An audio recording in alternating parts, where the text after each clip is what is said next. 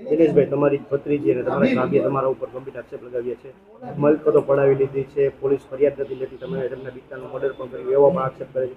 ભાજપમાં વખ ધરાવો છો એટલે અને સોનું પણ પડાવી લીધું એવું કહે છે 200 તોલા. શું કહેશો? આ બધા આક્ષેપો પાયા વિહોણા છે. કોઈ જાતનું આજે મારા ભાઈ અને મા દીકરી છેલ્લા 14 વર્ષથી અલગ બોમ્બે રહે છે. એને કોઈ મારા ભાઈ પ્રત્યે લાગણી નહોતી. 200 તોલા હોનું છે એ બધી પાયા વિહોણી વાતું છે. એવા આક્ષેપ કરે છે કે રાત્રે મારી પાસે આવી અને મને ધમકી આપી, મને મકાન ખાલી કરાવવા માટેની. એમાં જો મારું ક્યાંય પણ એમાં ઇન્વોલ્વ હોય તો મારું જાહેર જીવન છોડી દઈશ. અને મારા ભાઈ જ્યારે અહીંયા રહેતો હતો ત્યારે અનેક વખત બીમાર પડતો, આઈસીયુ રૂમમાં દાખલ કરતો. તેથી એને મા દીકરીને કોઈ દી એમ ન થયું કે આપણા પપ્પા બીમાર છે કે મારો ઘરવાળો બીમાર છે કે આપણે એની જઈ અને આપણે એની તપાસ કરીએ.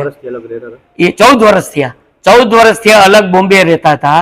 અને બીજા નંબરમાં કે જ્યારે હોસ્પિટલમાં દાખલ મારો ભાઈ થતો તો જાગનાથનો હોસ્પિટલ છે, એ ડૉક્ટરનું હું નામ આપીશ, એનું બિલે તમને હું આપીશ કે કેટલો અમે ખર્ચો કર્યો છે. તેથી એને કોઈ દી હુઈજું નહીં. મારા પપ્પા ગુજરી ગયા, મારા બાપુજી ગુજરી ગયા, તેથી એને કોઈ દી આવવાનું હુઈજું નહીં. મારા બા ગુજરી ગયા 1.5 વર્ષ પહેલાં, તેથી એને કોઈ દી આવવાનું હુઈજું નહીં. આજે જેને આવવાનું હુઈજું. દિનેશભાઈ, આ કરવા પાછળનું કારણ? આ કારણ પડવા પાછળનું કે સમાજમાં ખોટી સહાનુભૂતિ મેળવી, ખોટી પોલીસને બદનામ કરવી કે એફઆઈઆર નથી લેતી, મિલકત પચાવવા સિવાય મિલકત દબાવી અને સમાજમાં આજે જાહેર જીવનમાં હોવાથી મને બદનામ કરવા અને મિલકત પચાવવા સિવાય બીજું કોઈ કારણ નથી. હવે મેં આજે જ વકીલ મારફત માનહાનિનો દાવો મેં કર્યો છે અને ટૂંક સમયમાં 10 કરોડનો મેં માનહાનિનો દાવો કર્યો છે.